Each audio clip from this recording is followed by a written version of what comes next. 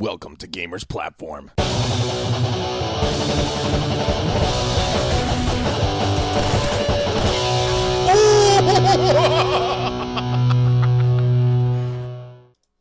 Hello ladies and gentlemen, I'm Adam Wolf from Gamers Platform, and today I have an unboxing video for you, and I actually found a reason to use my shotgun microphone. Hey! I finally thought of something that I could use it for, and now that I've got the new arrangement with my desk and, well, the room in general, I've got a separate desk, my old desk, which you guys will see in a moment, that is basically used as my console stand. You know, I got my consoles up here, except for the PS4 that's over there. But also, I thought of, hey, I could use this also as a unboxing video desk or a assembly desk or something useful. And so I just thought that was great. So today I'm going to be unboxing the components that are going to make up my youngest brother's computer. He recently asked me to make him a computer, or build him one anyway. And so he purchased the parts. They actually came in a timely manner, I gotta say. Newegg, hey, it's like a couple of days, you know? It was a couple of days and I got all the parts. But we're gonna go through all the parts just to show you guys what I got, you know, what I advised him on and stuff like that. And then, I don't know, maybe it'll help some of you guys figure out what you might want to get when you build your own computer. So let's get to it. Okay, so the first part that I obviously advised him to get is a Core i3. Since the Ryzen 3 series is not out yet, I figured this would be a really decent processor to go with. It's the Core i3 6100, and I've seen a few videos on this one, and this little guy is actually pretty powerful. It's actually capable of playing something as heavy as Just Cause 3 on roughly about medium settings and stream at the same time. This is a dual-core hyper-threaded processor, so it's got 2 cores, 4 threads. My youngest brother, all he wants to do is do some basic processing, word processing and stuff like that, web browsing, a light multimedia, and so I advised that he purchase this one, and of course, you know, I think it should be more than enough for what he wants to do. Obviously, I'm going to stress test this by this whole setup by playing a few games, because I've got some leftover graphics cards behind me, so I'm going to probably throw in my my R7 260X in there. Not my R9 390, because this is going to be a, I believe I said a micro ATX build, so... Alright, so we're going to set this off to the side here. We got a little booklet here just telling you installation instructions, yada yada yada. And we did not go with a separate third-party cooler because the Intel coolers actually have been known to be quite good with their efficiency. So I just told him to go with this. You can see we've got the thermal paste already applied generously to the bottom of this. I'm surprised that it's not covered up, actually. I hope that didn't dry out or nothing. Usually they come with plastic on them, and I find that very strange that they did it that way, so I'm just going to stand that over here. And let's get the processor out of here. And so there it is. There's the processor right there. It's very nice. It's an LGA 1151. So a good portion of motherboards, depending on which one that you want to get, will work with this processor. And the next piece that we're going to be going to look at is the RAM. Of course, we went with DDR4. The latest version of RAM out there is DDR4. 8 gigs total is more than enough for him to actually have what he needs to run his programs, all the programs that he has anyway. And we went with the LPX Vengeance Corsair. I'm a big fan of Corsair, and I've had their RAM for years now, and it's never let me down, so I, of course, told him to go with this one because it's one of my favorites and one of the more reliable companies out there. Try not to bust the box too much. I don't like doing that. I'm very weird with that kind of stuff. But there you go. We got some nice LPX Corsair Vengeance RAM. So, it's 2133 megahertz That, of course, is, I believe is the lowest that you can possibly go with DDR4 in terms of RAM speed. And then the highest is, well, the sky's the freaking limit, so it doesn't really matter. At this moment in time, though, this is low profile. Obviously, I think that's what the LP stands for. So, but it's really nice RAM. Generally used for maybe some gaming and stuff like that, but it's robust. It's fast enough for him to do what he needs to do. Like I said, he mostly does a lot of. He's going to be doing a lot of basic business work and stuff like that. So, it's more than enough RAM for him to actually use, and he's not really going to need much more than that. So, some really nice RAM to go here. Now, in terms of power, I advised him to go with the, you know, again, with Corsair. I'm a huge fan of Corsair. I think that their products are fantastic. I have a Corsair 750 M XM or something like that. I don't know. It's like a 750 watt power supply, and it's semi-modular, which is it's a really nice power supply, and it's more than enough power than I need for my personal setup. But again, for him, very light work, so he's not going to need a lot of power. There's no graphics processing to be done. Probably could have gone with something extremely a lot less than this, but this I believe was only $40 at most, I think, which isn't too bad. So, you know, of course, have a little bit of overhead, you know. Okay, so we got the warranty guides and everything like that. Here are all the cables. They are braided, which is nice. Corsair tends to have, we got some zip ties, we got the power cable. Corsair is actually, they're usually really good about, you know, getting their cables in nice and neat. This one is not modular, but again, you know, it's more of personal preference.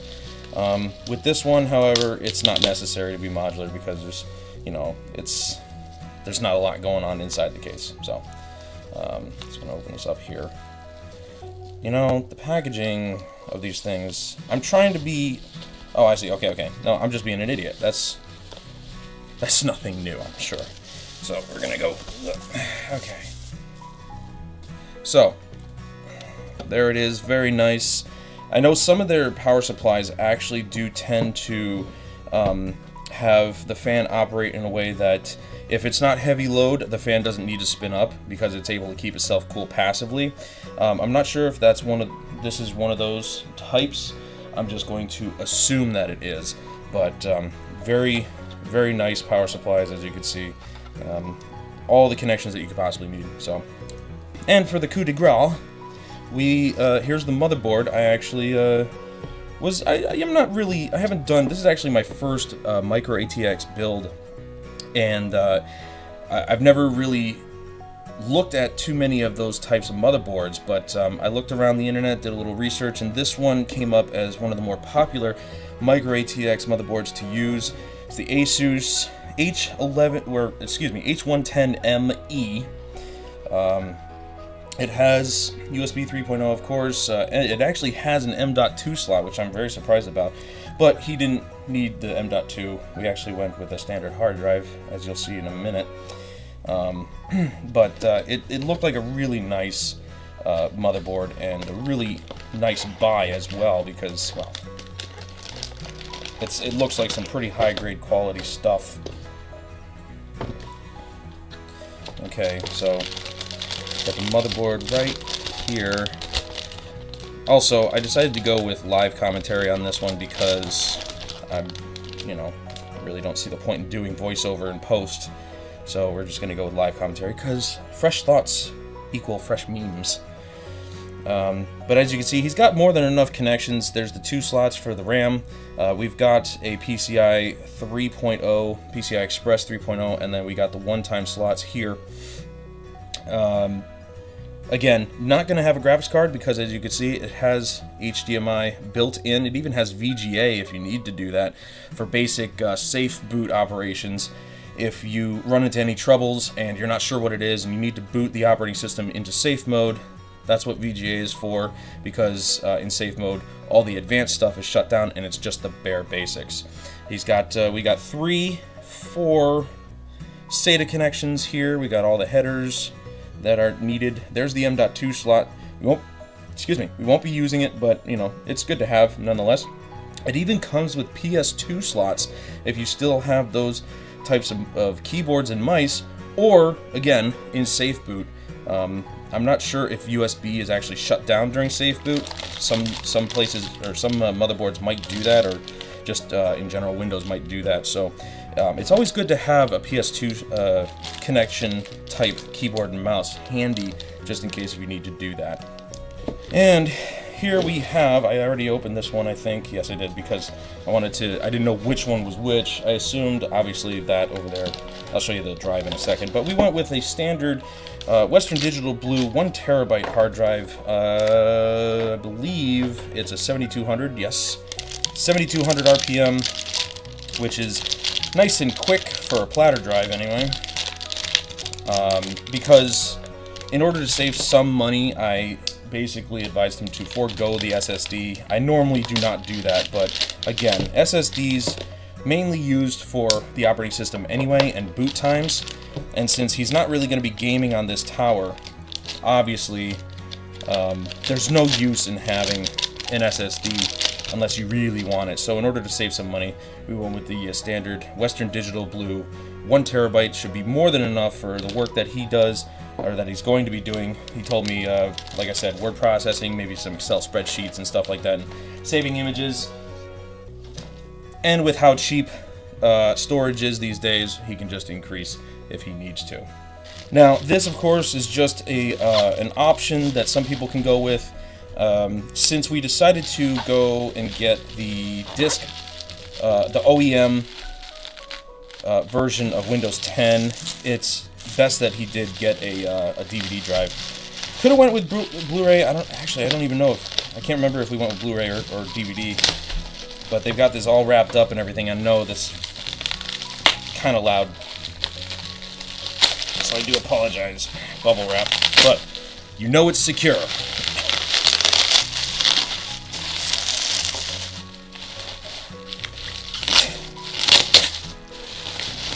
They taped it up too, to ridiculous lengths. Okay, so actually we did go with the Blu-ray drive. I forgot.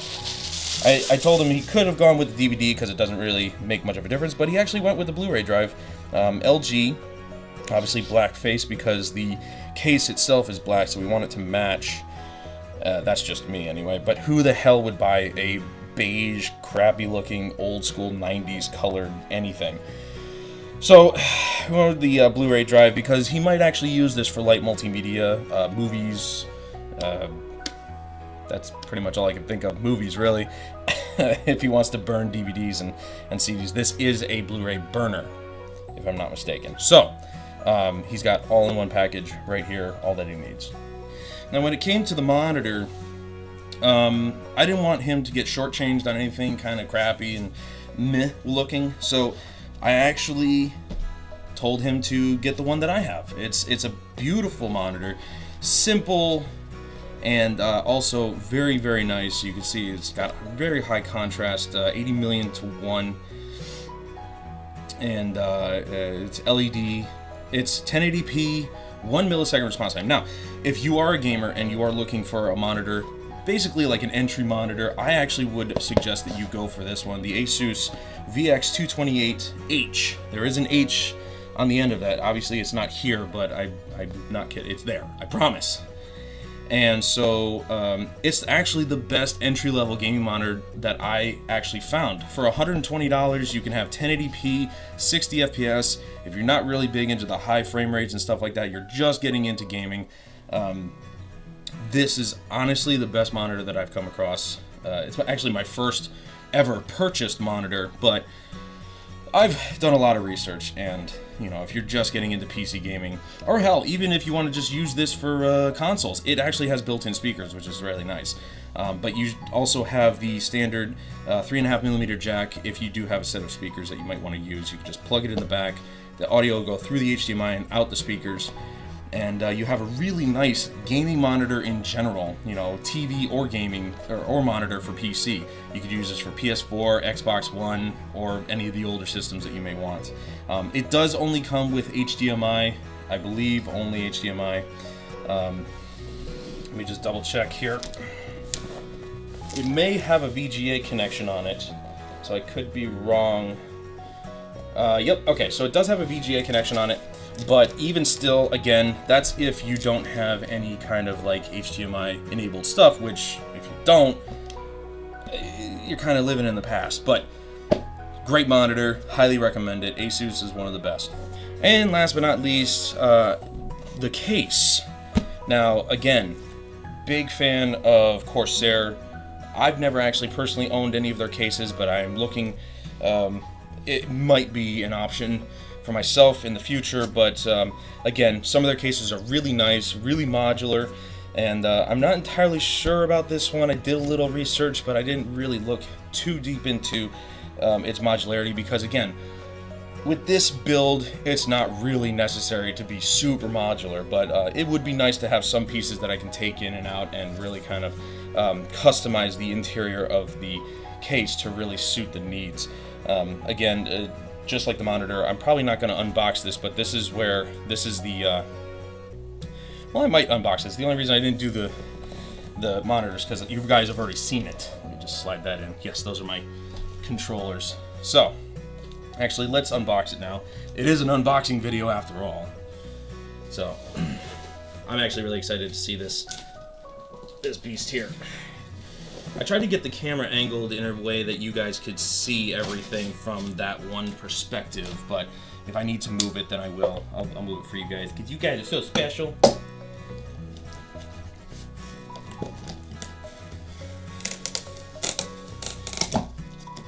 Okay, yeah, you guys can see that just fine. Look at that.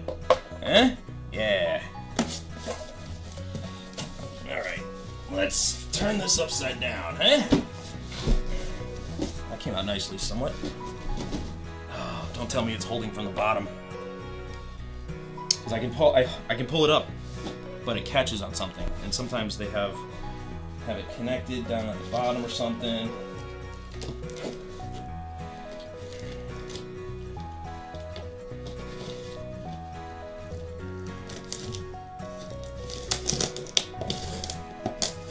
Okay, there we go.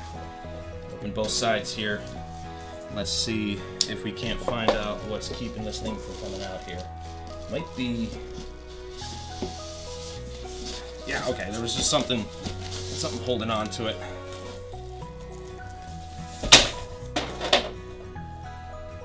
I get it. I was actually,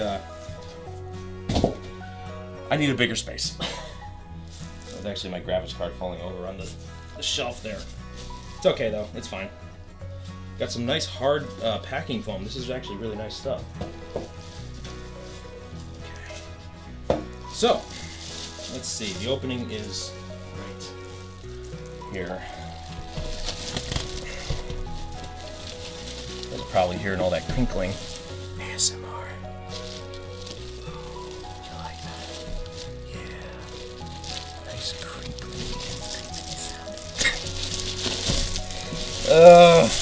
I could be really bad at ASMR. All right, as usual, we've got the user manual. We got the user manual here. Everything you need to know about the case, right here. Let me put that on the floor. And the case itself. Actually, nice little side window here.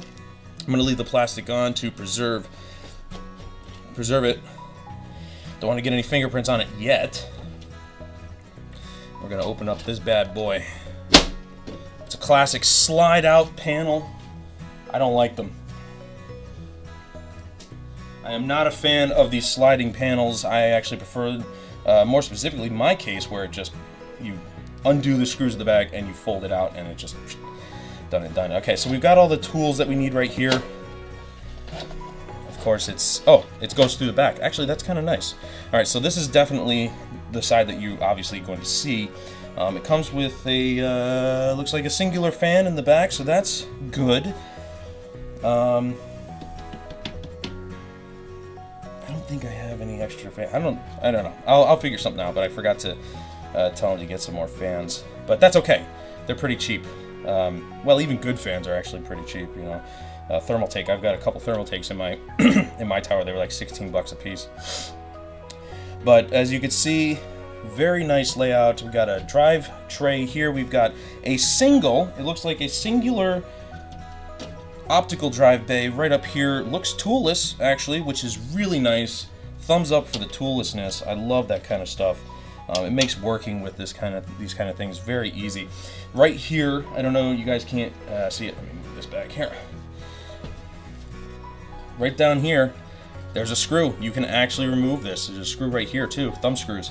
So you can actually remove that drive bay if you don't need it. Obviously we need it, but that's actually very, very nice. And you know, obviously we got some standoffs here for the motherboard to sit on. That configuration obviously can easily be changed. We got extra holes if we need to have them. And we've got all of the front panel I/O connectors right here. So, and again, these are all the screws that you may need, I think, if you need them. And it looks like you do need them. There is a hole here, so I'm assuming at least one screw in the side will keep it together. But for the most part, it is clipped in, so to speak. And that'll be great. Obviously, power supply sits there. But I think this is going to be a great build. It's my first ever micro ATX build, and I can't wait to actually get started.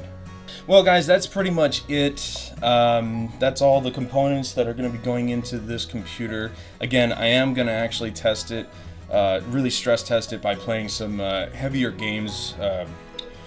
This isn't like super recent, but Battlefield 4 is actually a pretty decent stress test for my stuff anyway.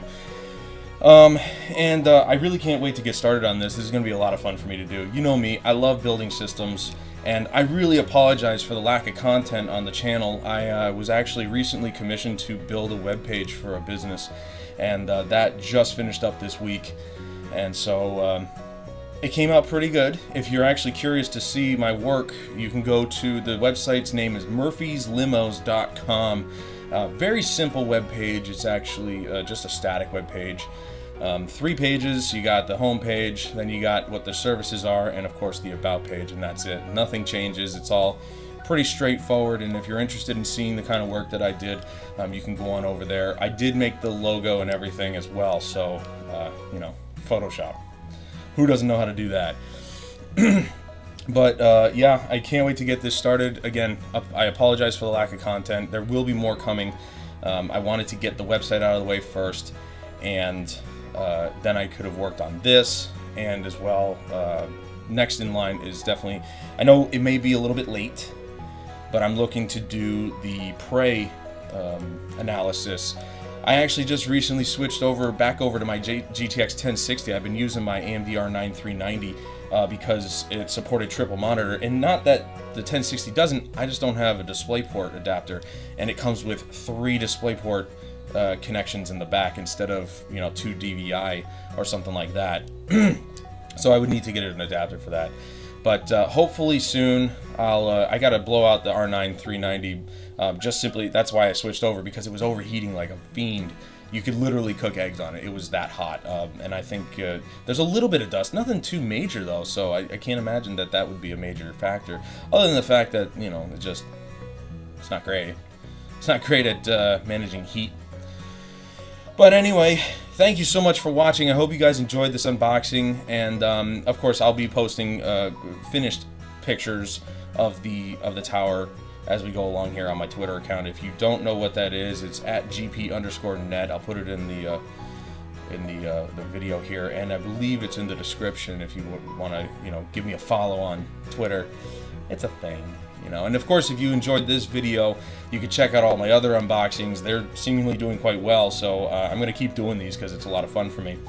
And if you haven't already, don't forget to subscribe. But until next time, guys, I'm Adam Wolf, and I will see you guys later.